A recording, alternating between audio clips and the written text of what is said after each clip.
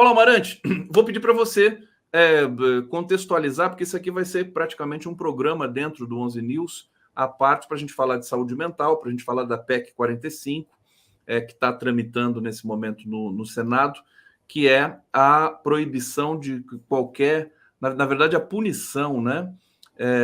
Criminalização de qualquer porte de substância psicoativa. E nós temos aqui a Ana Paula, que é presidenta da Associação Brasileira de Saúde Mental, a Abrasme, e titular do Conselho Nacional de Políticas sobre Drogas. Então eu passo para você, para a gente receber a Ana Paula aqui com todo carinho. Paulo. É isso.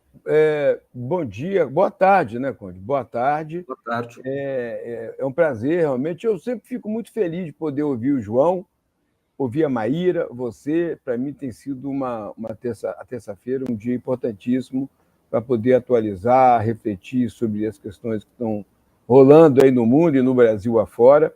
Sempre muito importante. E essa semana, nós estamos tendo algumas questões muito importantes na área de saúde mental. A dengue, você falou, agora essa febre do Oropouche, né, também transmitido por mosquito, por insetos, que está começando, é mais uma dor de cabeça que nós vamos ter, da importância de pensar nas políticas aí de enfrentamento dessas infecções, essas doenças que estão surgindo, que estão virando epidemia. A questão da resolução do Conselho Federal de Medicina contrária à regulamentação do aborto legal, né, para crianças, adolescentes, vítimas de estupro, etc., são pautas importantes. Mas a pauta da PEC, a PEC 45 de 2023, né, ela traz um alerta muito grave. Nós estamos vendo assim, um pensamento no lado das práticas conservadoras, da direita na área de saúde, com essa busca da criminalização da questão do porte de droga, de substâncias, etc., de qualquer tipo de substância psicoativa, que está crescendo muito com essa demanda de internação compulsória, a ideia de reduzir toda essa problemática a medidas que são de criminalização, que são de punição. Por esse motivo, eu pensei na ideia de convidar a Ana Paula, você já falou, presidente da Abrasme, mas também membro do Conselho Nacional de Política sobre Drogas, do Conselho Nacional de Direitos Humanos, todos esses conselhos, Conselho Nacional de Saúde, Política sobre Drogas, o CONAD, o Conselho Nacional de Direitos Humanos, todas as associações, Abrasme, Abrasco, SEB, Centro Brasileiro de Estudo de Saúde, estão se posicionando contrários, apontando para o retrocesso, o aumento da ideia de que se resolve essa questão de uso de substância com medidas punitivas, de repressão, etc., favorece a toda uma ideologia conservadora da bancada da bala, bancada da Bíblia, etc. Então, eu pensei em convidar a Ana Paula, que está dentro desse debate, participando como protagonista dessa discussão, participando da elaboração dessas notas, desse debate, para que ela pudesse nos falar desse lugar que ela está participando. Maravilha, então vamos ouvir a Ana Paula, querida Ana Paula, bem-vinda aqui, obrigado, viu, por atender nosso pedido.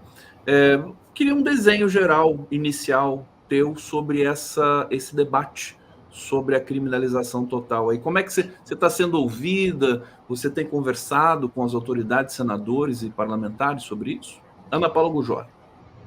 Então, Conde, agradecendo o seu convite, o convite de Paulo Amarante, nesse espaço que é tão importante de diálogo com a sociedade, que para nós, das entidades e movimentos da sociedade civil, esse é o momento em que nós precisamos ampliar essa discussão para que a sociedade possa ter acesso a uma discussão de forma robusta, de forma consistente.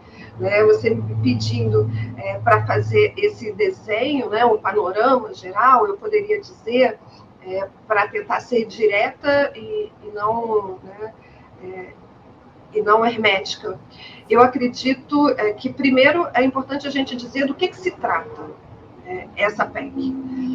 porque eu tive a experiência também de poder estar acompanhando essas discussões que são feitas, né, os debates contra, a favor, que são levados, né, por muitos, tanto parlamentares quanto pessoas favoráveis a essa aprovação, e vira uma grande cortina de fumaça. Na verdade, a PEC é um projeto de emenda constitucional que insere no artigo 5º da Constituição Federal, Constituição de 1988.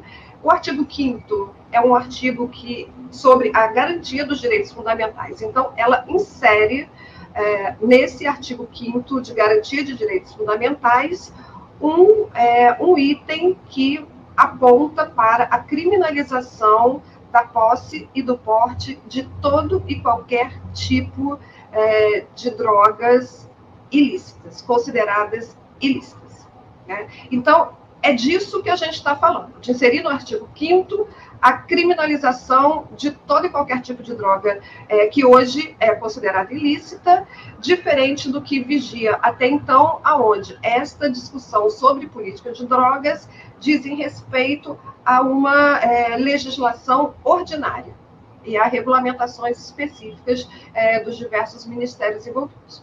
Então, quando a gente vai trabalhar com esse debate, vem muito aquela ideia, não, está querendo liberar tudo, etc. Não é isso que a gente está falando.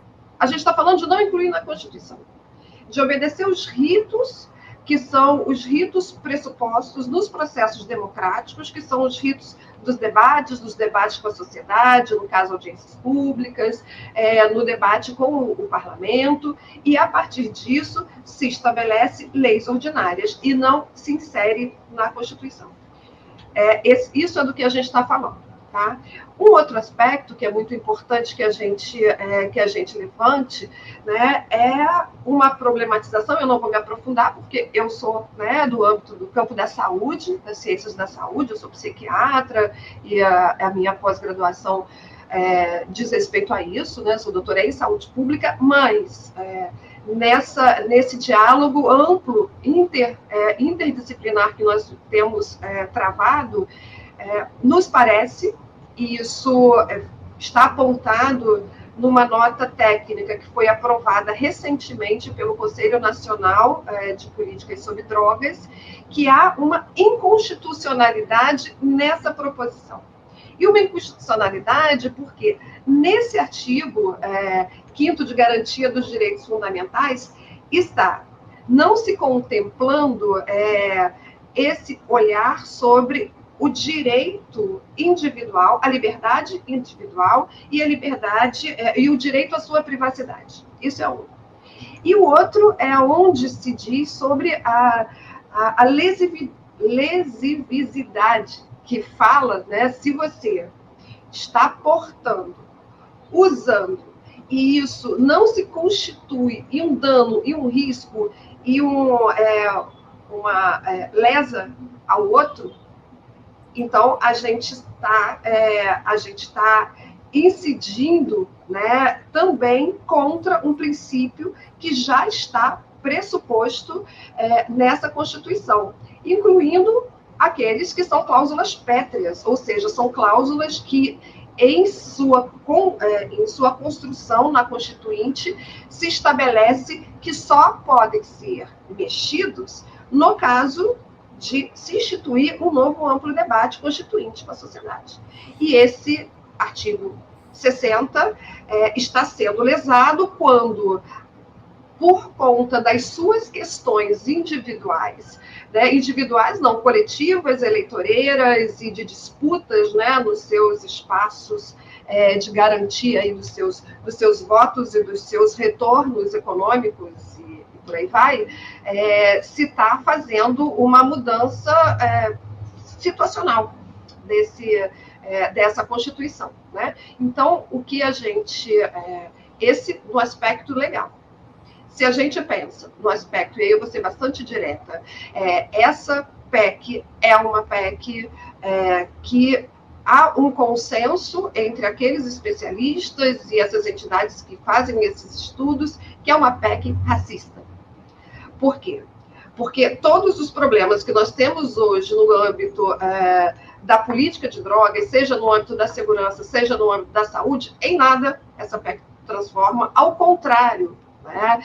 Uma das grandes motivações do encarceramento, do hiperencarceramento, e aí, hiperencarceramento de quem? De pessoas pretas, de pessoas periféricas, dizem respeito a não haver uma definição do quantitativo do que é posse e para uso, do que é usuário e do que é traficante, né? Quantitativo de posse para uso e aquilo que é posse para o tráfico. E, obviamente, essa discussão que reverbera, que tem como consequência a PEC, é uma disputa entre o judiciário, que está lá discutindo um recurso extraordinário sobre um jovem que foi condenado com 3 gramas, se eu não me engano, de maconha, né? E ele foi condenado a X tempos de prisão. E esse é o recurso que está sendo discutido, e quando se vai discutir no STF, vai se discutir, bom, isso abre um pressuposto aí, né? Desse jovem foi absolvido. Ana Paula, deixa eu só fazer aqui uma transição, a gente vai seguir nessa mesma... Quando a gente vê o perfil, né, dos senadores, dos deputados, infelizmente, a gente percebe que quase que a gente toma a mesma posição do governo, né? Falando, não vou discutir com esses caras. O governo saiu do enfrentamento dessa questão. E aí eu vou passar a palavra para o Paulo, até para ele refinar um pouco essa questão, para a Ana Paula responder na sequência. Como é que a gente vai lidar com isso? Quer dizer, na ambiguidade do STF está acenando para um lado, e o STF é o guardião da Constituição, e por outro lado o Senado e o Parlamento, de maneira geral, vindo com essa brutalidade populista, né? Que é uma coisa assim que assombra, desencadeando efeitos para várias dimensões aí da política de drogas do país, se é que eles conversam com essa política de drogas. Então, Amarante, passo para você, depois a Ana vai retomar aqui.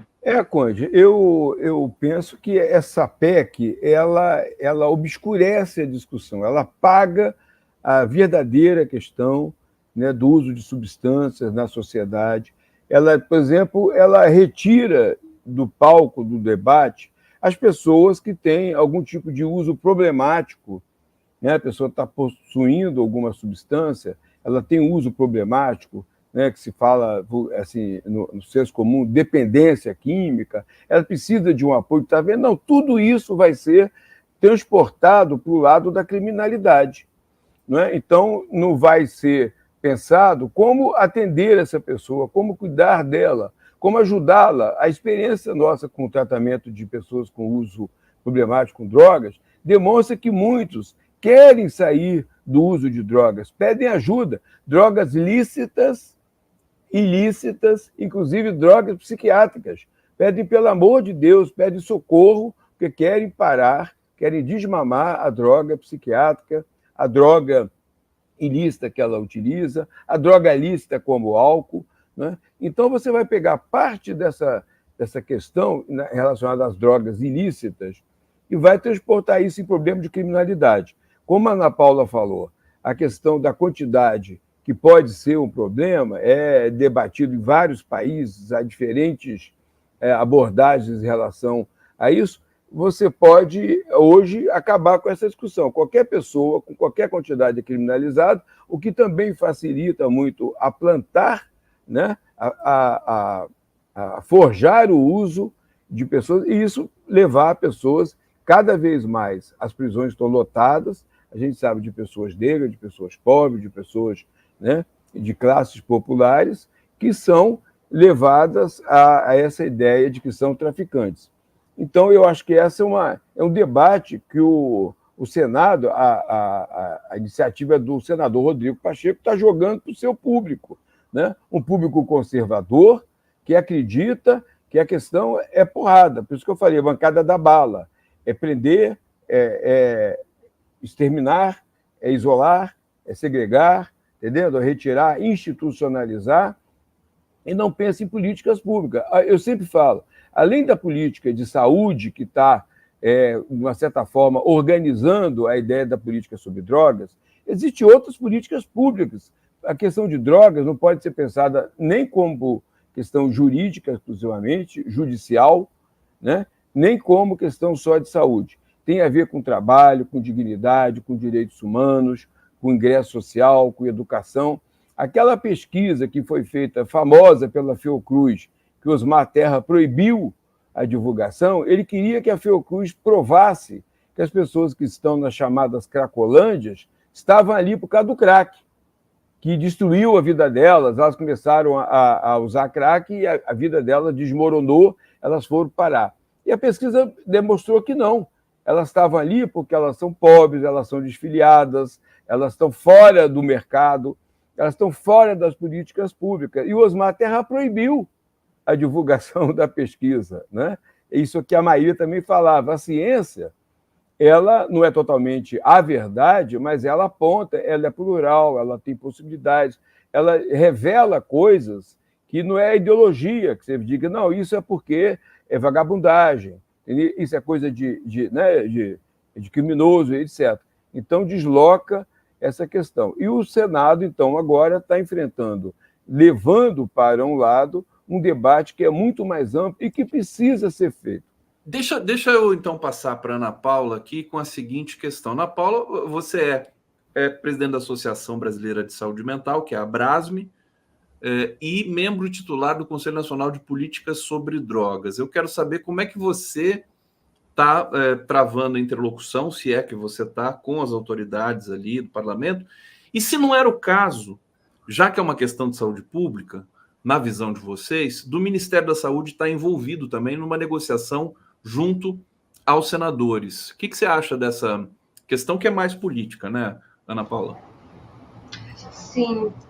Bom, no âmbito do Conselho Nacional de Políticas sobre Drogas, nós temos um quantitativo de entidades da sociedade civil que temos discutido de modo bastante reiterado, tanto com a própria Secretaria Nacional, que hoje tem, né, seu assento como representante do ministro, quanto com o próprio parlamento, né? Então, tem sido feita já lá no início, enquanto estava no Senado, porque iniciou essa tramitação, e uma tramitação relâmpago, a partir dessa proposição do senador Rodrigo Pacheco, que o que se pressupõe de ritos da necessidade de se estabelecer um conjunto de debates, incluindo um debate com a sociedade, quando é um tema dessa dimensão, dessa importância. Esse debate foi abreviado, passou pela CCJ, foi para votação, cinco intervenções. Nós tivemos, né? As entidades presentes, né? Como conselheiros do CONAD, nós, a Abrasme, Plataforma de Drogas, a Comissão de Direitos Humanos da OAB também estava presente, o Conectas, a Sociedade Brasileira de Desenvolvimento da Ciência. Nós estávamos nessa discussão com o Rodrigo Pacheco. Isso me parece que foi no dia 4 de abril, se eu não me engano, foi no dia 4. E ele se comprometeu naquele momento a criar um espaço de debate. Isso está disponível no YouTube. Aconteceu na outra semana um debate no Senado, em que nós tivemos representação dos especialistas que nós escolhemos, e posteriormente também o governo indicou algumas pessoas, o governo, o Senado indicou, os senadores indicaram algumas pessoas, dentre elas o Osmar Terra. Depois, quando foi votada a aprovação em primeiro e segundo turno, e agora está na Câmara dos Deputados, e continuamos nesse movimento, né, nesse processo de diálogo com os parlamentares, de partidos progressistas, e buscando adesões de parlamentares que têm esse desejo de fazer uma política séria. Porque quando a gente está falando de direito à saúde, de segurança pública, e do impacto que essa PEC terá também no aprisionamento, também na criminalização das pessoas mais pobres e periféricas, né? A gente está fazendo esse processo de diálogo com esses deputados sérios, né? Nós tivemos no Senado o apoio para essas conversas com o senador Jacques Wagner, que tem se colocado como um democrata no estabelecimento desse diálogo, e em resposta ao Ministério da Saúde, não é por falta de convite, né? Em diversas estratégias dessas pautas mais polêmicas, né? Há uma abertura com recomendações, com diversas discussões sendo feitas, e aí a participação pública eu acredito no posicionamento específico do departamento aqui de respeito, é uma necessidade, é fundamental, e todos esses, né, esses conselhos e entidades estão abertos, inclusive o Ministério da Saúde tem assento no CONAT, né? E na nota técnica publicada, ele votou, o seu conselheiro, que está lá na representação, votou favoravelmente. A questão da participação no debate público me parece que diz respeito a uma política de governo e a esse lugar, né, que é de opção daqueles que aceitam os cargos de segundo, terceiro, primeiro escalão no governo federal. Eu estou me lembrando aqui, eu recebi o Carlos Mink aqui já faz um tempinho, e ele me falou, eu estou pensando nos parlamentares que são de direita e que, como você disse aqui, são sérios, né? Porque existem, né? Eles são de direita, são sérios, ainda existe alguns desses aí. E o Mink disse que aprovou uma lei, Amarante, se você souber, por favor, refrescar aqui a memória, eu não vou me lembrar qual lei, acho que é justamente o uso da maconha medicinal estadual no âmbito do Rio de Janeiro, porque o Mink é deputado estadual, e que ele dialogou com os deputados de direita e ele disse que foi muito bom, que os caras entenderam o que ele estava dizendo ali, a importância, que eles tinham filhos, né? Tinham deputados ali que eram de direita, que tinham filhos que precisavam de tratamento especial e tudo mais, e ele passou, acho que é a liberação realmente da maconha como o óleo medicinal, né? E aí é isso, porque acho que a gente precisa discutir, como a Ana Paula está dizendo. Paulo, passo para você para a gente fazer aqui um arremate, Paulo e depois a Ana Paula na sequência, de conversar com esses setores conservadores, mas que guardam ainda condições de um debate, né? E não estão só naquela questão. Eu acho que até o Rodrigo Pacheco poderia ser uma figura que tem se mostrado aqui com certas ambiguidades perturbadoras, mas como presidente de um poder, né, ele poderia conduzir isso com mais, enfim, acho que com mais suavidade, em vez de impor uma votação. O que você acha, Paulo Amarante? Pode abrir seu microfone aí, querido, para você falar para a gente. Eu que abro. Não estava aberto. Não, eu tinha fechado. Primeiro, eu ri na hora que você falou do ambiguidade... do Rodrigo Pacheco. Ambiguidade perturbadora, né? Eu fiquei com medo disso virar um novo diagnóstico, transtorno de personalidade perturbadora. Entendeu? Hoje está tudo sendo diagnosticado. Então, essa questão é interessante. Eu vou, inclusive, depois devolver, porque eu quero ouvir a posição da Ana Paula, presidente da Abrad, de todo esse... Porque a questão da cannabis, do canabidiol, ela tem algumas especificidades, né? É importante entender que tem hoje um lobby internacional potentíssimo para retirar a cannabis desse meio. Daí que a ideia do porte legal de substâncias ilegais, ela vai ser retirada para o uso medicinal, né? E se pudéssemos seguir o exemplo do Uruguai, você falou agora do Mojica, né? Que regulamentou o uso da maconha, regulamentou. Não foi uma liberação geral. Eu trabalho no Uruguai também, você sabe. Não é uma bagunça. As pessoas pensam que regulamentar é todo mundo. Então, tem, assim como o tabaco regulamentado, o álcool regulamentado. Você não pode beber dentro de uma sala de aula, dentro de alguns espaços. Você tem regulamentação. Então, isso é muito importante. Então, a maconha medicinal está sendo regulamentada aqui no Rio, em nível nacional. Um médico psiquiatra, colega, eu também sou psiquiatra, me falou que esse ano ano passado, no Natal, a empresa, digamos, as empresas que mais deram brindes, os laboratórios dão muito brindes a médicos, né? Foram as empresas do canabidiol. Olha só, os brindes de final de ano, costumam ganhar jantares, às vezes vinhos e coisas assim, foi canabidiol.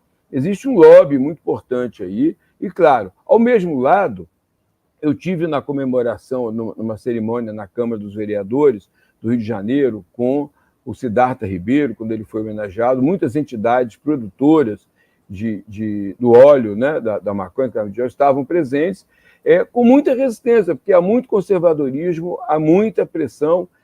Por outro lado, também é importante, Conde, vislumbrar que não é o novo, a nova magia, porque todo mundo está dizendo que serve para tudo. Você anda no Rio de Janeiro, você tem outdoor, dizendo cannabis.com, entendeu? E também, assim, há esse risco. É por isso a importância, quem está falando agora, voltando lá para a Ana Paula, da regulamentação, seja de qualquer substância que tenha um efeito psicoativo, desde o medicamento psiquiátricos, né? Melhor regulamentação, melhor controle social, há substâncias ditas ainda ilícitas, mas que você tem que ter, então, uma regulamentação. E o canabidiol, a Ana conhece bem também esse debate, tem uma especificidade, inclusive na PEC 45.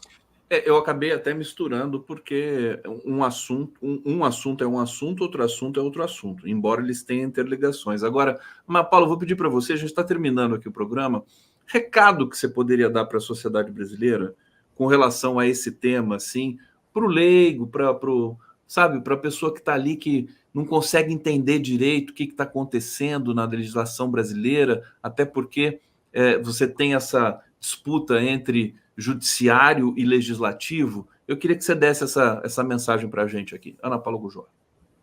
Bom, primeiro, respondendo o que você me perguntou antes, mas também fazendo esse recado da importância da sociedade estar atenta que esse debate da PEC 45 não é um debate sobre a saúde das pessoas, não é um debate sobre segurança pública e saúde das pessoas. Isso é uma disputa entre o Supremo Tribunal Federal e a resposta que a área conservadora do Senado e do Parlamento, Congresso Nacional e Senado, quer dar ao STF, ainda resquício dos anos sombrios que nós atravessamos. Então, é isso que está sendo discutido.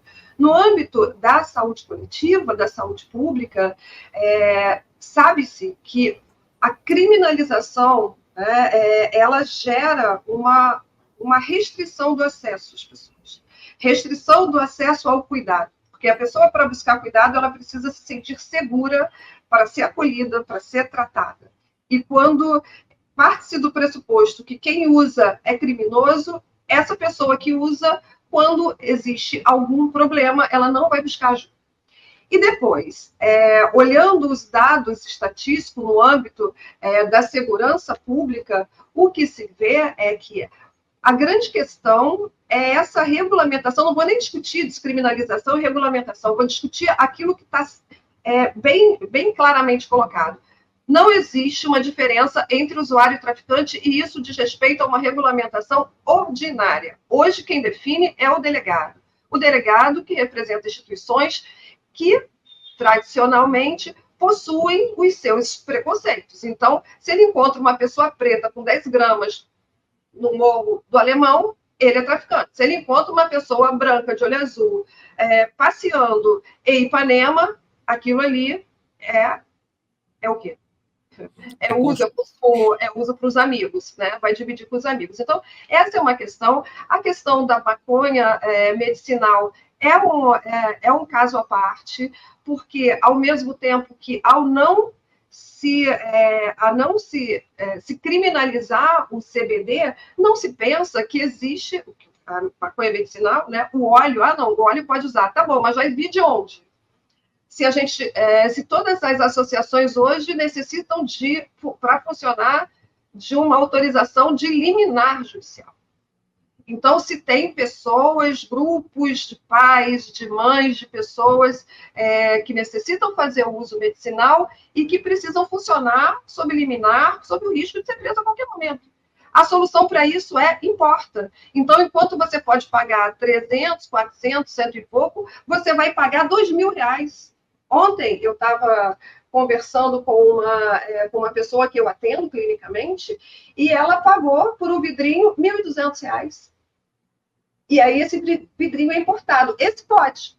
Esse é tranquilo. Agora, quem vai fazer, inclusive na produção, não estou falando do fornecimento pelo SUS, não. Estou falando na produção, por entidades, por instituições de ciência, de tecnologia, que têm condições de desenvolver essa produção ampla, a nível do SUS, como desenvolve vacinas também.